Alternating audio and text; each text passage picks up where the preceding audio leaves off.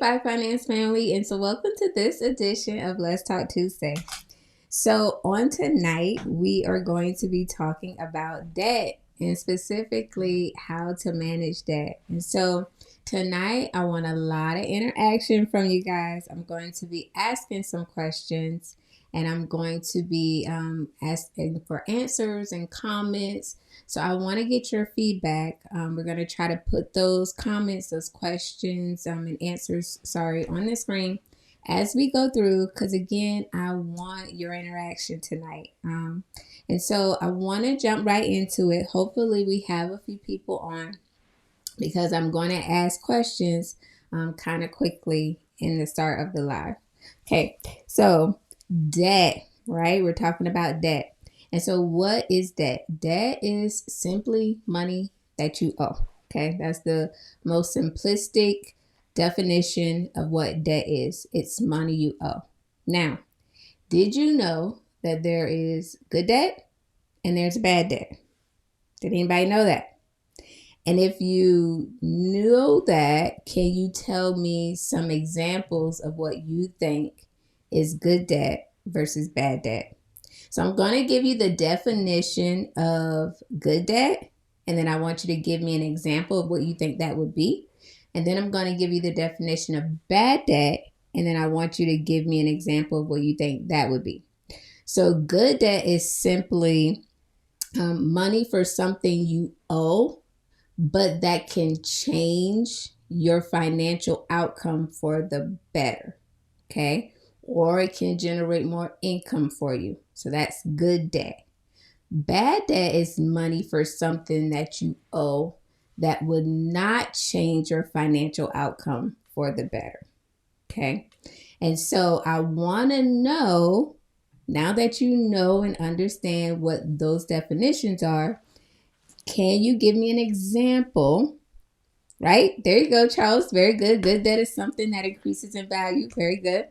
So can you give me an example of what good debt would be? Give me an example of a good debt. Now that you know the definitions, Wayne asks, is mortgage a good debt? Absolutely. So when you think about just like Charles says, good debt is something that would increase in value, right? So when you take out a mortgage or a loan for your home, right? Whenever you are, you're taking that out because you don't have maybe 200 plus $1,000 in the bank to pay for that home. So you have to finance it, okay? But what happens is now you have retained this asset that appreciates in value over time. And so that's considered good debt because it is increasing in value, just like Charles mentioned, right? Charles says investment property would be a good debt. Absolutely. Some people are really into buying investment properties they can flip and sell. Some people buy them to rent out. That's another good source of income, right? I said any debt that would allow you to increase your income also. Okay, so not only does it change your financial outcome in increasing the value or appreciating, but it can also generate another source of revenue, more income for you.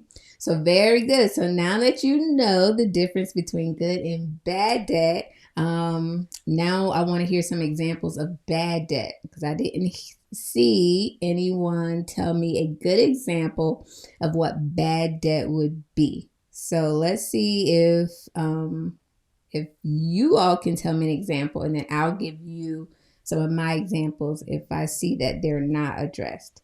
Okay, so Wayne says credit cards. Very good. Credit cards are bad debt. Absolutely adds no value to you. Most of the time, people are maxing out credit cards on stuff that they absolutely don't need. And if you are using credit cards, then it's probably an indicator that you are living above your means. If you cannot pay for it in cash, then it's probably not something that you should be buying at the moment.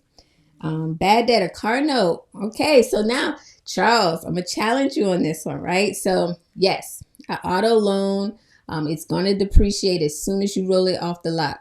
But what if you're using that car to drive for Uber Black? Or what if you're using that card to drive for Uber Eats? So there's a way that you can make that bad debt. Charles, I agree with you. An auto loan is bad debt, but there's a way where you can kind of turn that bad debt into good debt for you, right? You can that the auto loan one is a tricky one, but you can play with it. But very, very good ideas, very, very good answers. Definitely auto loan. When I think about that, absolutely bad debt or good debt, right? Depending on what you use it for. Credit cards, definitely bad debt. Personal loans, right? Definitely bad debt. Some people take out personal loans to pay off other debt, or they may take out personal loans to get something, again, that they can't afford to buy for in cash. Charles says for business purposes, now good debt. Yep, that's right, Charles. So if you use that auto loan for business purposes, you can flip it, right? Make it a good debt. So now that we understand what debt is, and then we talked about what good debt and bad debt is, now I want to talk to you about statistics. So I want to show you a few slides that kind of highlight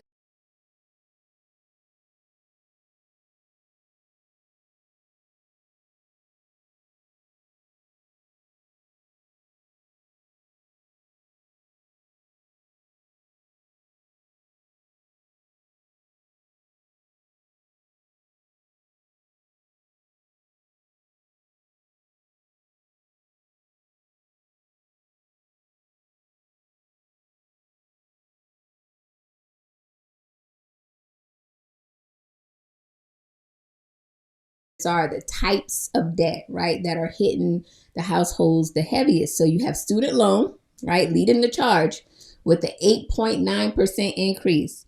Then you have auto loans, Charles, see, leading the charge right after student loans, 2.5% increase. Mortgages, 2.4% increase.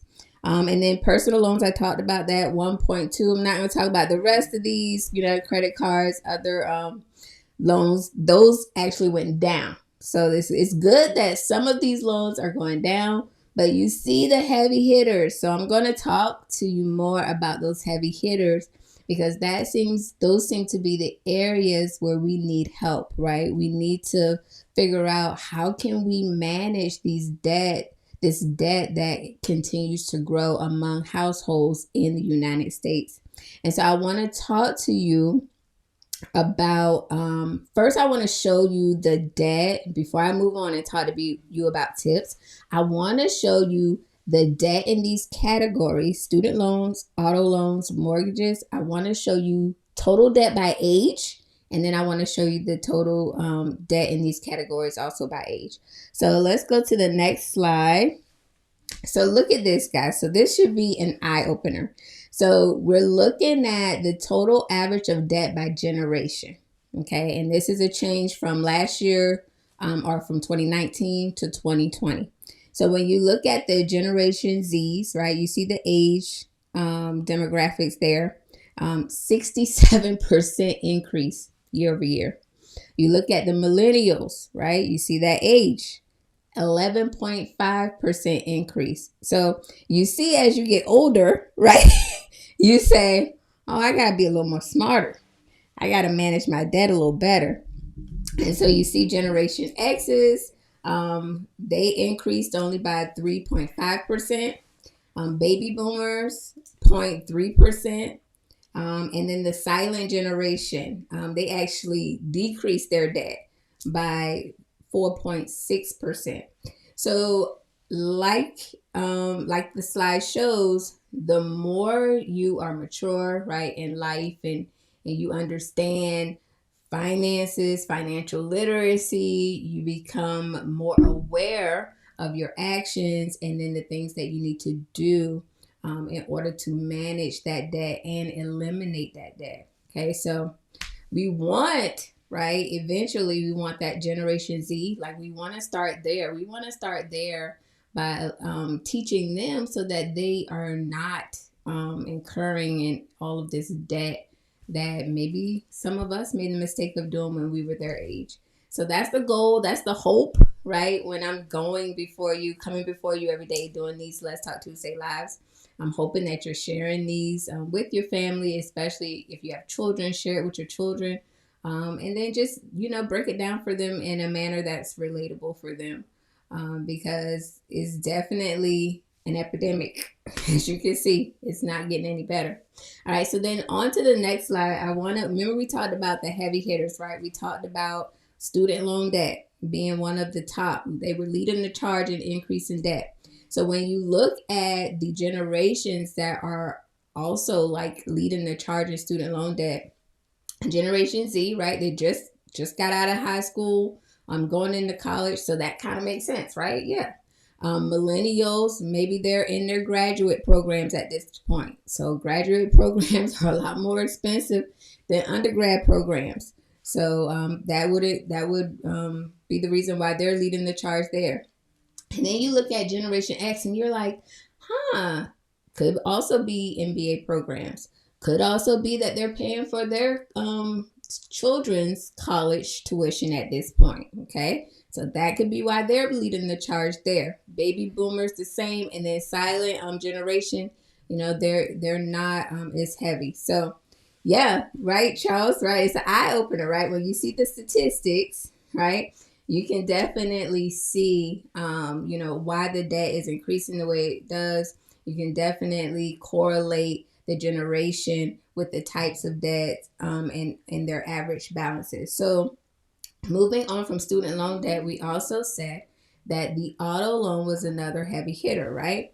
So when we look at the auto loan balances by Generation Z, right? They're young, right? You probably don't need anything fancy, just something to get you from A to B. Millennials, okay, they want a little something extra. Maybe they want the fresh new coupe. I don't know.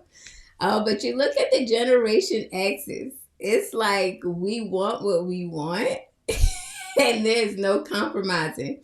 It was eye opening to see that the Generation X are the ones that carry the highest auto loan balance, but not surprising, I should say, when I think about driving around Atlanta. Probably not surprising, but yeah, definitely eye opening. Okay, baby boomers, almost in the same line with the millennials, and then the silent generation, not so much, right? Okay, and so then the last heavy hitter we saw were the mortgage loans, right? So when you think about the mortgage loans, look at this, Generation Z. So their average balance for a mortgage loan is $169,000. This makes sense because when you are young, just getting out of school, you're buying your first home. Sometimes you buy like what we call starter homes, right? So it may not be your dream home. It's just a starter home or something that you can afford, right? So because when you buy a home, it should be based off of your income, right? What you can afford. Millennials, right? You see an uptick a little bit more. Average balance for a mortgage for them, $237,000. Generation X's, they say, hey, we need a little more house. Maybe the family is still growing at this point. Maybe with millennials too, your family is still growing or you're starting your family. And so you need a little more house. Baby boomers, now you're at the stage where you're downsizing again, right? You don't need as much house. So their average loan balance is $178,000. And then the silent generation, same thing, downsizing, don't need as much house. So theirs is lower as well, $133,000. So does this kind of make sense, guys? Like seeing it by generation in the buckets, right, that we said are the heavy hitters, like when you talk about student loans, looking at it by generation, who's carrying those balances, looking at the auto loans by generation, who's carrying those balances, looking at the mortgage debt by generation and who's carrying those balances. Does it kind of make sense, right? You can kind of understand why every generation carries the balances that they are carrying. Okay, so we have a question from Wayne Andrew. Said, how much of your income should go towards your monthly mortgage? I'm going to get into that. So that's the next topic. So now that we've seen the statistics, right, now I want to help you guys out by giving you some good sound advice, some rule of thumbs to help manage the debt that most of us are in, right? We want to try to get out of this debt. We want to try to reduce or eliminate our debt. And so I want to give you some rule of thumb, some things to consider before even jumping into the pool of debt. Okay. So when you are talking about student loans, since that was the first one, that's one leading the charge, we definitely want to address that one first. So there is a rule of thumb when you are talking about taking out a student loan. You should never take out more than you plan to earn in your first year of employment. So what does that mean? So if your college tuition for 4 years is going to cost you $30,000, then you should at least have a job right after college making $30,000 in that first year. Okay. Because you want to make sure that there is a okay return on investment. I know I hear, I talk to people a lot and they don't feel like the amount of money that they invested in their education, they don't feel like they get a great return on investment when they look at the job market and they see how much, an average professional makes in their field, right? And so you always want to make sure when you're thinking about taking out that student loan, do not take out more than what you will make in your first year employed in that industry. A second thing, try to use grants and scholarships. Take advantage of them, okay? There are a lot of state funded grants and scholarships that you can get. There are private scholarships that you can get. Definitely do your due diligence and take advantage of that money. That's money that you do not have to pay back. If it's a grant or a scholarship, you don't have to pay that back. It's not a loan, okay? Another thing is if you're going after your MBA program, more than likely you're already in the workforce, or maybe you're in the workforce and you want to get your undergrad or master's, what have you. See if your employer offers a reimbursement program. Take advantage of it. Some employers ask that you stay with the company for a few years, right? It's good faith, kind of, right? They helped you out, so they want to make sure that they get a return on their investment. And so take advantage of that. I would encourage you to do so because the name of the game is eliminating debt. And so we want to get our education, right? We want to increase our education, but we also don't want to go into debt trying to do so. And so those are three rule of thumbs, 3 tips in order to help eliminate that student loan debt, or at least not even allow you to jump into that pool of debt right before you get started. The next section we talked about were auto loans, I believe, right? So when you are thinking about buying an automobile, there is a rule. It's called the 20-40-10 rule. Okay, so I'm gonna break it down. So you should be able to put 20% down of whatever the vehicle is you want to purchase. You should only finance it for 4 years, right?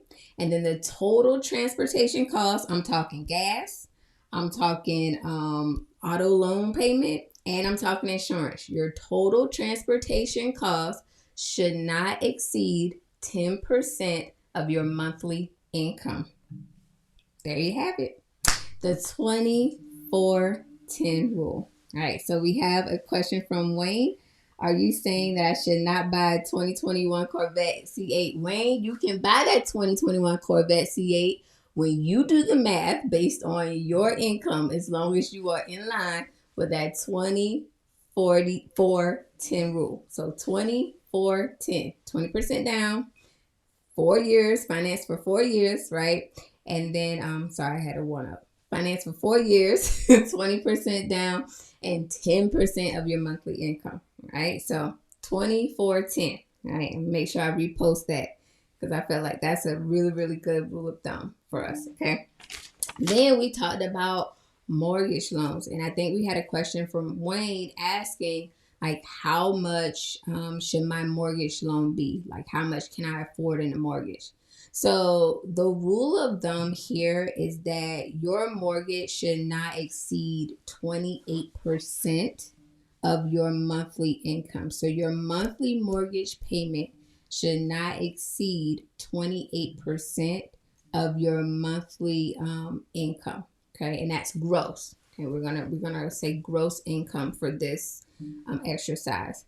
So as long as you keep these rule of thumbs in the back of your head when you're thinking about, purchasing a vehicle, when you're thinking about purchasing a home, before you think about going back to school or continuing your education, like think about these rules of thumbs. Consider this advice because you don't want to pursue the things that you want and go into serious debt while doing so. Okay. It's okay to pursue the things you want, but we want to be smart about it. We already talked about what's good and bad debt, right? So we don't want too much bad debt and not enough good debt, right? Because we want to make sure that whatever we're investing in, it's actually appreciating in value or earning us extra income. Okay. And so now that I gave you some of those rules of thumbs and some good advice, right, to before you even jump into that debt pool, I want to also talk to those who may be in the pool, right? You're swimming around in the pool. And so you want to know, how do I get out of this pool? I want to get back to the shallow end. I'm in the deep end now. I want to get back to the shallow end. So some things that I would tell you to do is first know what you're spending your money on. And the only way that you're able to do this is if you sit down and you create a budget. We have a money management tool that allows you to do so. So it will allow you to see every month what you're spending your money on, right? So you sit down, you jot everything down that you're spending your money on, and then you use that to create a budget, right? So after you know where you're spending your money, then you want to tell your money what to do. Okay, so that's where the budgeting aspect of it comes in. You're going to tell your money what you want it to do every month. And if I were you, if you're new to this, if you've never sat down and done a budget before, allocate every single penny. And the reason why you want to do that is you don't want to leave any wiggle room for you. You're new to this, all right? So you need you need a good regimen, okay? So make sure, Charles says 20, 40, 10. Lord, why no one told me? Right, Charles? Charles, don't feel bad. Nobody told me either. I learned later in life, Charles, so don't feel bad. So going back to using those tools, right? You want to make sure that if you're new to budgeting, if you're new to money management, you want to make sure that you don't give yourself wiggle room. So allocate every single penny. I mean, everything in your check. And I would suggest that let's say that you get paid on a weekly or bi-weekly or monthly cycle. I would also suggest to make sure you stay on task. Set up some of your things in auto pay. Maybe your mortgage can be auto pay, right? Like I get paid bi-weekly. So I have my mortgage payment come out bi-weekly, like when I get paid. And it actually results in an extra payment or two a year, depending on your pay cycle. So you'll get that extra payment a year for your mortgage, which will help you pay your mortgage debt down faster. Hello, see how I just helped you out? So set up auto pay, right, to help you stay on track. Another thing that you can do is almost forgot about this. So there is something called the debt avalanche. Okay. This is something that I personally have used and it's helpful. So I know that you've probably also heard about the debt snowball. I've used that too, but I like the debt avalanche because of how you're attacking the debt. So with the debt avalanche, you want to attack the debt that has the highest amount of interest. Okay. The reason why you want to do that is because it's the one that's racking up the dollars every month on you. So if you leave that one alone and you say, I want to get this low hanging fruit first, then you're just incurring more interest and penalties, and it's going to take you that much longer to pay off that debt. So with debt avalanche, you attack the debt with the highest interest first, and you continue to make minimal payments on everything else. So you're throwing all you got at that highest interest debt, making minimal payments on everything else. Now the debt snowball takes a different approach. You're throwing everything you got at the least amount of debt, right? And then minimal payments on everything else. So this is good for people that need that instant gratification, right? Like you wanna have your small wins equal these big wins, but you need to see the small wins to keep you on target. That snowball for you, okay? Because when you pay off, let's say I don't know, let's say you had a loan balance at Rent-A-Center. I don't know. You wash and dry at Rent-A-Center. So it was $1,000 and you paid that off. You're like, oh, I was able to pay off that wash and dry. I thought it was going to take me 5 years to pay $1,000 off on that wash and dry. And now I was able to pay it off in like 2 months. Okay. So that small win is going to motivate you to continue to attack that debt. Right. So to be honest with you guys, I have used a mixture of both. I've used debt avalanche and I've used debt snowball. I feel like they're both good ways to attack your debt. But you have to sit down and analyze your debt and see which one is going to be most beneficial for you. Okay. And so that's about it, guys. So remember, recap, right? Know where your money is doing, know where you're spending your money, tell your money what to do, right? Set up some auto payments, and put into place either that debt avalanche or debt snowball. And so those are your debt management tools. All right. Those 4 things that I just mentioned. So we talked about what debt is. We talked about the difference between good and bad debt. We talked about some rule of thumb, some advice. I showed you the statistics. Okay. So you know that we do in fact have a problem. And then I gave you some good tips on how to manage that debt, how to eliminate that debt. So do we have any more questions or comments? Okay, we got something from Henry. It says, this is some great info that most people have to pay for. This is true. Most people do charge for this information. I like to share what I've learned. I will say this. I've made some mistakes. I've had some wins and some losses, right? But because of that, I'm better for it. And so I like to share what I've learned through my trial and errors with you guys. So what I'm telling you, believe me, I put it into action. All right. So Charles says, I'm getting some ski. I'm not sure what's Charles. I'm not sure what that means, but I guess it's a good thing. But I'm glad that this has been helpful to you all. I'm so glad that you all were able to interact with me and give me some comments. Casey says, I've used both of them, but I like seeing subtracting on my debts. Yep. I agree, Casey. Like most people like to see that they're making a difference.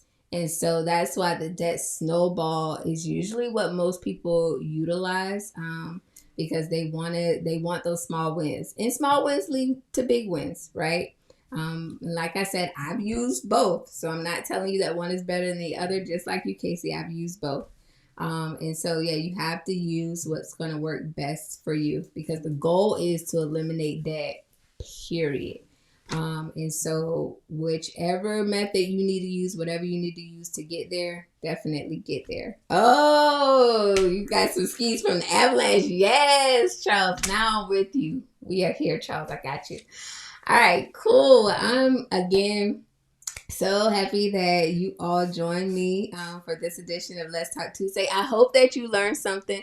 Please make sure you leave a lot of comments, a lot of emojis, some claps, some hand raised, some money bags, drop some money bags, something to show me that you enjoyed the content and that you found it to be helpful. And again, please share this information just like I have shared it with you. Please share it with somebody else, especially our youth, so that they don't make the same mistakes that we had to learn from the hard way. All right. So, thank you again for joining me on this edition of Let's Talk Tuesday. I hope you all have a blessed and wonderful Tuesday evening. Until next time, Five Finance family. Bye.